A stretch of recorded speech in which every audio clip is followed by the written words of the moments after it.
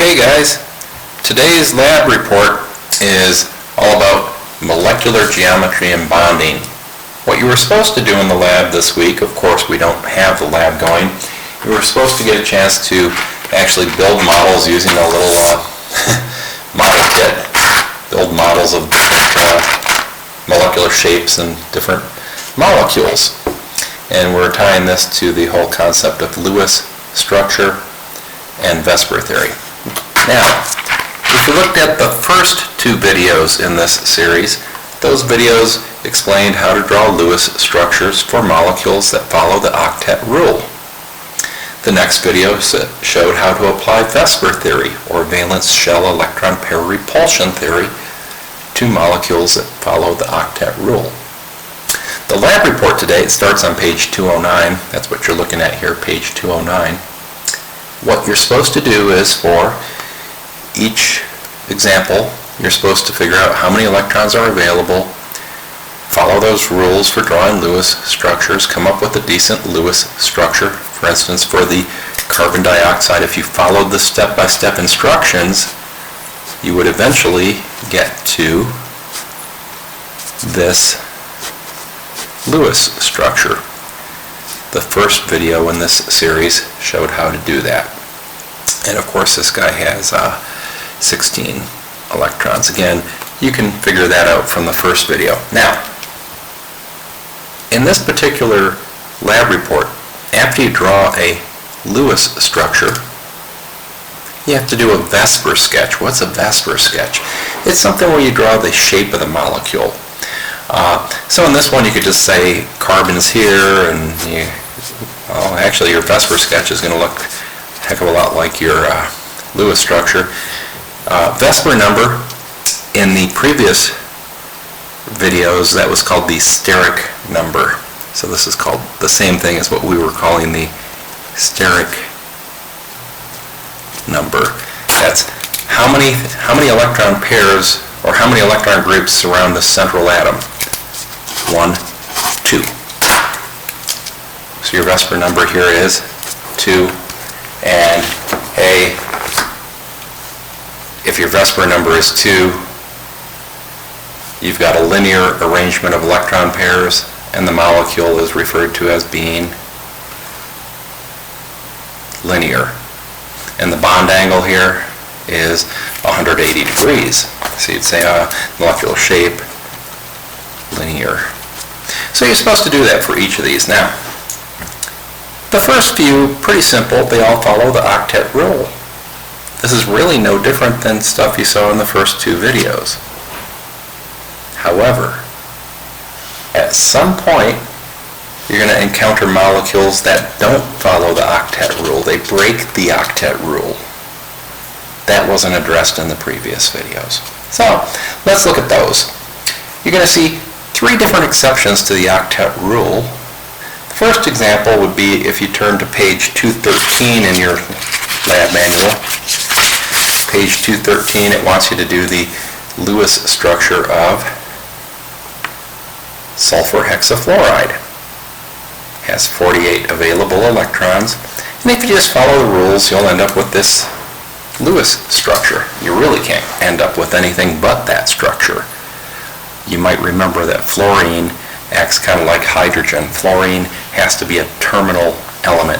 Fluorine has to hang around the outer periphery of a structure because it can only ever get one bond. You'll never see fluorine with more than one bond to it. So in a lot of ways it's just like hydrogen. So there's your Lewis structure, and you immediately realize that this sulfur atom has how many electrons touching it? 1, 2, 3, 4, 5, 6, 7, 8, 9, 10, 11, 12. So that octet rule that says every element wants to have 8 electrons in contact with it, well, we just broke that rule. It was really merely a suggestion, I guess. Certain elements can have more than 8 electrons surrounding them. Sulfur is one of them. Here's the kicker. I'll show you on the periodic table how this works. You'll kind of wonder why they even call it the octet rule. Now, the elements that can never have more than 8, elements that will never, ever, ever have more than 8 electrons would be these guys. So these guys here, they have to follow that octet rule or less. Sometimes they'll have less than 8. You'll see some examples shortly. So think of that 8 as a speed limit. These guys can go up to the speed limit. They can go under the speed limit, but they can never break the speed limit. They can never have more than 8 electrons surrounding them. That leaves all these other elements here. All of these other elements can have 10 electrons. They can have 12. It happens. You might wonder why they call it the octet rule. Well, probably the most common elements you see in most molecules are carbon, oxygen, hydrogen, of course, and remember, hydrogen doesn't get his octet. Hydrogen can only have 2 electrons. So, even though quite a few elements here can have the expanded octet, that's what that is called,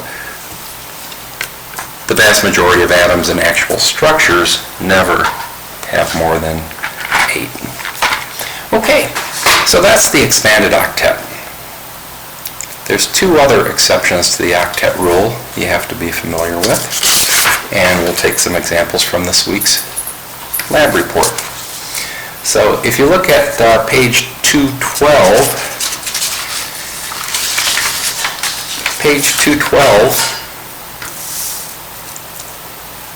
it wants you to come up with the Lewis structure of BH3, which is known as borane. Very, very famous, useful chemical borane is. So you figure out how many electrons you have. You're going to end up with 6 electrons.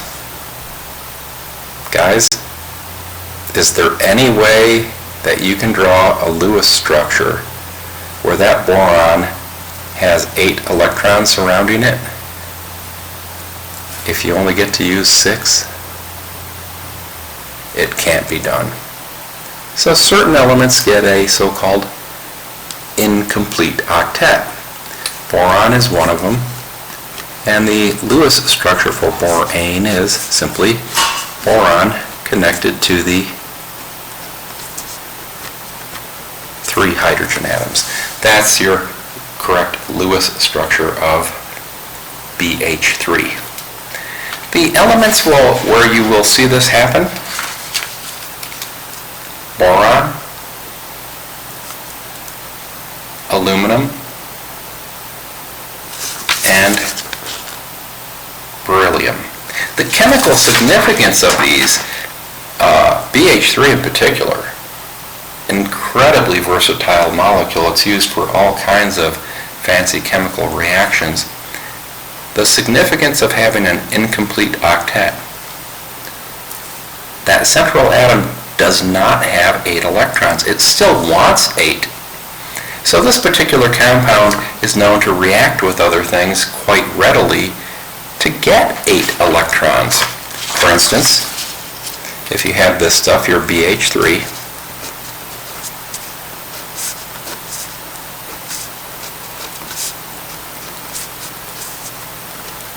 and it was reacted with ammonia, which is NH3,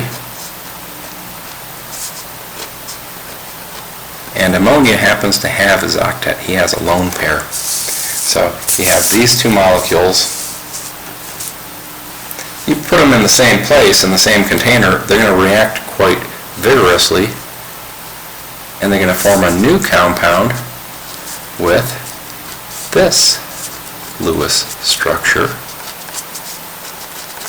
What's happening here is this pair of electrons right here will swing out and form a bond to that borane. So we indicate that with a little curved arrow. It shows this pair of electrons is swinging out and making a bond, and you will have a bond from the boron to the nitrogen. So these compounds with the incomplete octet. They don't have the octet, but they want it, and so that makes them rather reactive. They're quite useful for getting other molecules to do things. It's hard to go into all the details until you have some organic chemistry behind you, but yeah, the incomplete octet.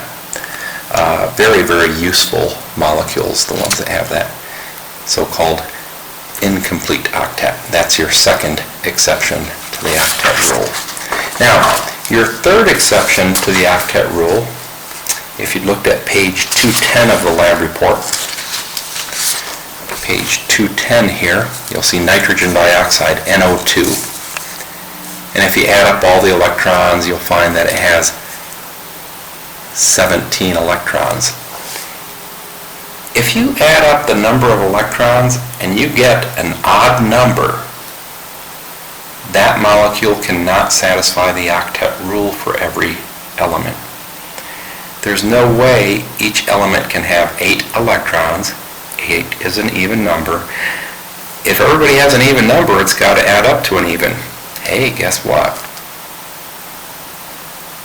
You get an odd number, you're going to have to break the octet rule. Sometimes these are referred to as odd electron molecules because you have an odd number of electrons. More commonly, scientists refer to these guys as free radicals. So you'll hear a compound like this referred to as being a free radical. They're quite significant. They're typically quite reactive. There aren't too terribly many stable free radical molecules out there. And it just happens. You might look at this and come up with other Lewis structures. This is the best structure you can come up with. The oxygen here has an octet. This oxygen has an octet. The nitrogen, remember, the nitrogen can't have more than 8. Nitrogen can never go above the speed limit. Nitrogen can only ever have 8 or less. Oh, the nitrogen ended up with 7. You find that nitrogen, sulfur, they're really good at having that odd electron. That's referred to as the radical. Now, the significance with these molecules is, again, they're highly, highly reactive. They tend to destroy other molecules. And here's what's going on with them. That electron doesn't have a pair. It's not a pair, it's all by its lonesome. I don't know if you've noticed yet. Electrons, you know, that's 2 electrons paired up, 2 electrons paired up, 2 electrons paired up. Electrons like to exist in pairs. They really like the buddy system. So this radical here, he doesn't have a buddy, but he really wants one, and he's going to get one from some other molecule. He's going to rip an electron out of another molecule and destroy it. Free radicals are implicated in the aging process. One theory of aging, why we get old, is as you go through life, your protein molecules, and more specifically your DNA molecules, encounter a few too many free radicals. And those free radicals will mess up the structure of your proteins and your DNA. Quick example, and it's going to be very, very poorly drawn, but pretend this is a strand of DNA, or part of a strand of DNA. So you have, it's not quite this simple, this much more complex structure, but you have adenine with a covalent bond connecting it to a cytidine, covalent bond to a thymine. These are covalent bonds. That's an electron pair. If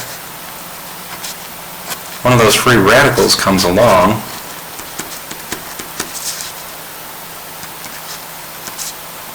remember, he really wants another electron. What is this bond? That bond is really 2 electrons. Hey, one of these electrons, just one of these electrons is going to go over there. We show the movement of 1 electron with a little fish hook. If you want to show the movement of 2 electrons, you use a double-headed arrow. So one of these electrons jumps over there, What just happened to this bond? That bond just broke. So you just broke the bond between these two bases in your DNA. That's not a good thing. So again, free radicals. They're highly reactive. They do a lot of damage. They're nasty little things to be avoided if possible. Oddly, your body purposefully generates this one during an immune response when your white blood cells latch onto a bacteria and they start attacking the bacteria. Those white blood cells, on purpose, they will generate a whole bunch of this stuff. And since it's so reactive, it starts to react with different molecules in the membrane of the bacteria, and they start to tear the bacteria apart. That's one of the ways that your immune system kills the bacteria. Okay, so those are your three exceptions to the octet rule. You've got the so-called expanded octet. You've got the incomplete octet. And you've got your free radical.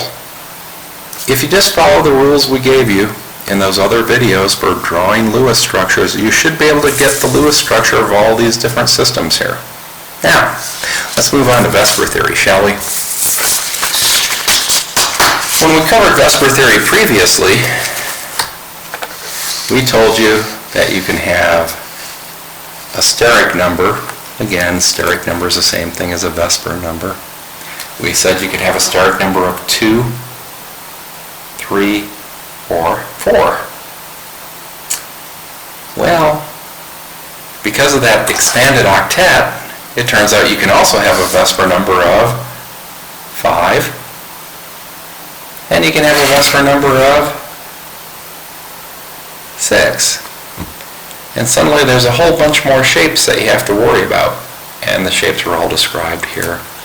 So this is telling you if you have a VSEPR number of 5 and you have 1, 2, 3, 4 bonds and one lone pair, the shape is referred to as seesaw. Now, to get a better feel for these shapes, let's take a look at some models, and I'll show you how to draw them, how to draw these so-called VSEPR sketches that this lab module is asking for. So, this is our, if our steric number, our VSEPR number is 2, you grab the atom that has room for 1, 2 different electron groups. And the only shape you can really come up with when your VSEPR number is 2 is linear, and you can show linear just by, hey, here's my central atom and the electron pairs go this way, and your bond angle here, your bond angle is 180 degrees. So that would be your VSEPR sketch. Now, if your VSEPR number is 3, we've gone over this previously. 3, the general configuration there is called trigonal planar. Planar because everything lies flat. And the VSEPR sketch, pretty simple. Here's your central atom, electron pair, electron pair, electron pair, and your bond angles here are around 120 degrees. Now, if your VSEPR number or your steric number is 4, to build that thing, you have to start with this guy, where it's got 4 different, you can see them there, 4 different electron groups. That's called the tetrahedral shape. And if you have to sketch that one, the best way to draw a VSEPR sketch for the tetrahedral, and this will serve you well if you end up taking organic chemistry, you start by drawing 2 electron pairs, set them up like that so that the bond angle is about 109 degrees. So you're saying this is about 109 degrees. Now, looking at this, you can see that, hey, there's an electron pair. You might not be able to see it in the video, but there's one coming straight out at you here. How do you draw that on a piece of paper? The rule is you draw a wedge. So you're going to draw a wedge here. And you're supposed to, anytime you see a wedge like this, you're supposed to view that as an electron pair that is not flat. That electron pair is, well, you can't see it the way I'm doing it. That electron pair is coming up towards you. So when you're looking at chemical structures and you see a wedge, you're supposed to view that as coming off the plane of the paper towards you. Now, the last one here, the last electron group is this one, and clearly that's going back behind the plane of the paper. So that one that's going back behind the plane of the paper, you're supposed to draw that with a little dash, dash, dash, dash. So when you see a dash, dash, dash, it means it's going back behind you. That is supposed to look like that. Okay, stop being such an art critic. It's the best we could draw. But that is the way that we draw the structures for the tetrahedral. Now, the 5 and the 6, we haven't discussed those yet. The 5 is probably the most problematic, and the name for this configuration, when you have 5 electron groups, can you see the 5 different electron groups? Central atom. And I got 1, 2, 3, 4, 5. This is called the trigonal bipyramidal configuration. If you're wondering about the name, let's show you where that came from. If I pull off that bottom pair of electrons, if you just look at this top half, can you kind of see the outlines of a 3-sided pyramid? Let's see if we can get a better view of it. So my fingers are at the bottom of the pyramid. That's the base of the pyramid, and you have a side of your pyramid here. You have one side of your pyramid here, and one side right here. So it's a 3-sided pyramid, right? Hey, guess what? Pull this guy off. And on the bottom of it, you've got another 3-sided pyramid. So it's kind of like you took 2 3-sided pyramids and butted them up against each other, and that configuration is referred to as trigonal bipyramidal. Bi as in 2. So 2 3-sided pyramids. Now, with this shape, what you have to realize, this is the only one where the positions of the electrons are not redundant. On the tetrahedral here, if I have to put a hydrogen and a bromine on here, I could put my hydrogen here and my bromine here. Or I could put my hydrogen here, my bromine. It doesn't matter. All the positions are equivalent. This is the only one where the positions are not equivalent. The best way to think of it, think of this atom in the center as a little planet. So you got your planet here, and he's got a north pole and a south pole where my fingers are. So I think of the thing going up and down as the north pole, south pole. And then these things here are positions around the equator, right? Putting something up here on the polar position is not the same as if you put that atom here on the equator. There's a difference between them. And the rule is, with the trigonal bipyramidal, if you're going to have lone pairs, you always put the lone pairs on the equator. Apparently there's a little bit more room for the lone pairs here than if you put the lone pairs in the North Pole or the South Pole position. So if you have something with 5 electron groups and you have to park electron groups somewhere, or lone pairs, dots, lone pairs, where are you going to park them? You're going to park them here, here, here, before you put them here. So that's the trigonal bipyramidal. Now, the last one is called the octahedral arrangement. That's where you have 6 electron groups coming around your central atom. And this one is called octahedral. When I started chemistry, why do they call that octahedral? 6 is hex, right? Here's the story. If you look at this, can you see the outlines of a 4-sided pyramid? Tilt it a little bit. So my fingers are sitting on the bottom of the pyramid, and you have 1, 2, 3, 4 faces to your pyramid, so it's a 4-sided pyramid. Down below, you've got another 4-sided pyramid, so it's 2 4-sided pyramids jutted up against each other. How many faces total? 8. So you have 8 separate faces, or 8 separate sides to this thing. That's why they call it octahedral. Octa means 8. So, anyway, if you had to sketch these, the VSEPR sketch, the 5 guy, the trigonal bipyramidal, easiest way to sketch that, you draw a triangle, and that triangle represents these positions around what I'm calling the equator. So if you put an atom here, he lives here. If I were to put a dot dot here, that means the lone pair lives here. That guy in the middle is the central atom. This line shooting in the top is this pair of electrons. It might be to another atom, it might be to a dot dot. And this line shooting out the bottom is this guy.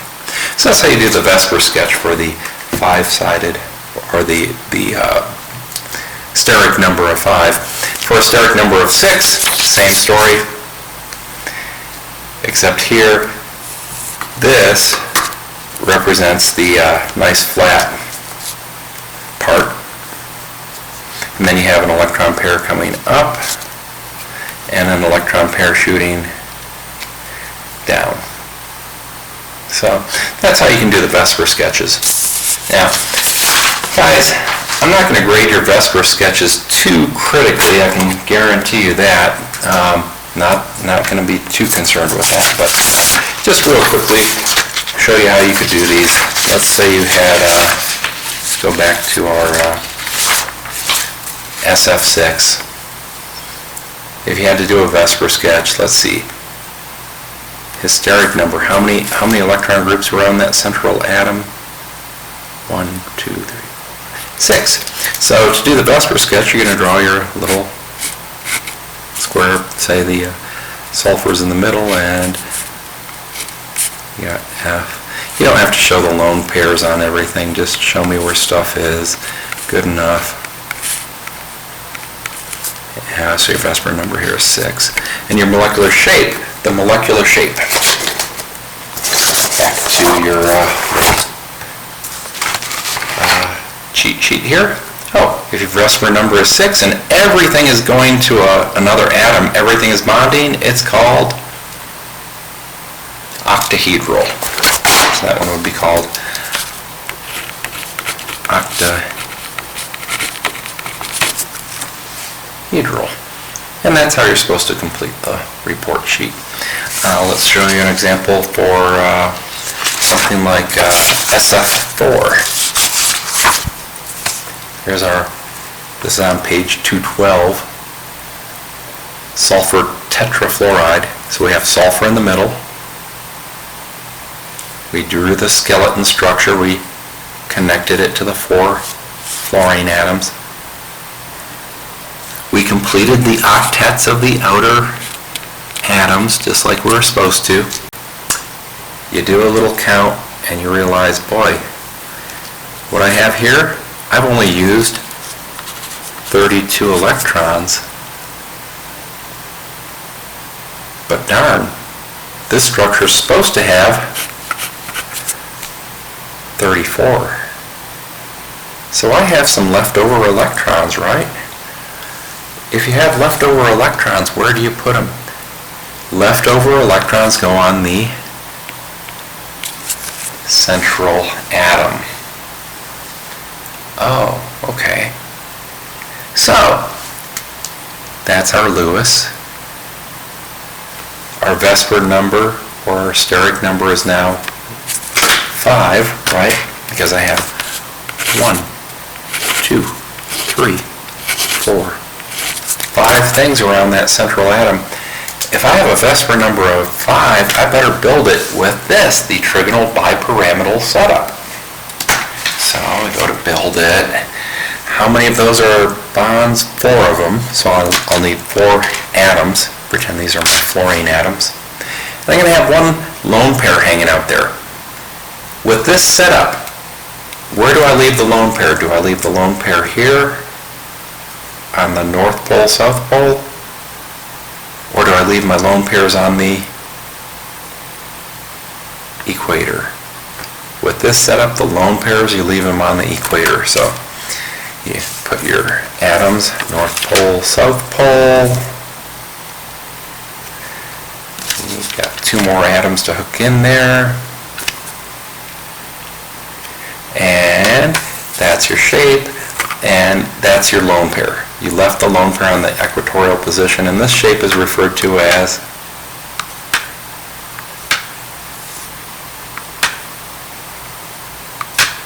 seesaw.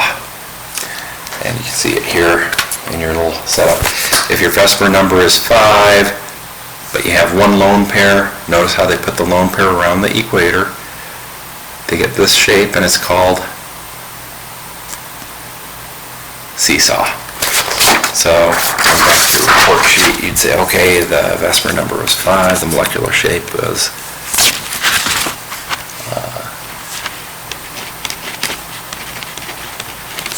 seesaw. And what's your VSEPR sketch?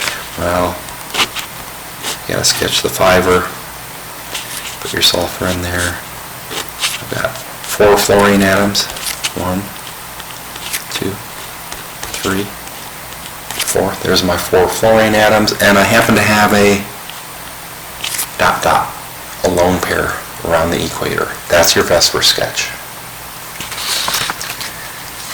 All coming together, guys. Let's do one more of these. If you stay on this page and you look at the chlorine trifluoride here, the chlorine trifluoride, you're supposed to have 28 electrons. What do we end up with here? That's 8, 8, 8. We got 24. I've used 24 electrons, but I'm supposed to use 28. I got 4 leftovers. Where do leftovers go? Leftovers go on the central atom. So what's my VSEPR number? 5. 1, 2, 3, 4, 5. I got 5 things hooked into that central atom. So when I go to build it, I'm back to this guy, the 5er. But this time I only have 3 atoms. So the first atoms that are the first bonds go to the North Pole, South Pole. Then you have one. You have 2 lone pairs stuck on the equator. Can you all see the North Pole, South Pole, the equator? If you have leftovers, where do the leftovers go? They go on the equator. This molecule is referred to as being T-shaped. If we ignore the lone pairs, if we just look at where the atoms are, where are the actual atomic centers, it's shaped like the letter T. So this one for molecular shape is called T-shaped. And again, to sketch it, you would put your chlorine here in the middle, draw your triangle. You got a fluorine there, a fluorine there, a fluorine there, a dot dot, and a dot dot. That's what they want for a VSEPR sketch. Again, guys, don't get too hung up on this lab report. I'm going to take a look at it to see that you gave it your best shot. You drew some good Lewis structures. You're going to make a few mistakes here and there.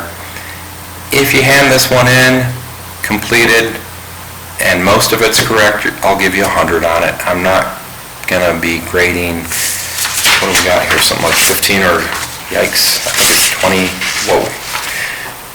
No way am I gonna grade 20 structures from each of you. I'll look at them.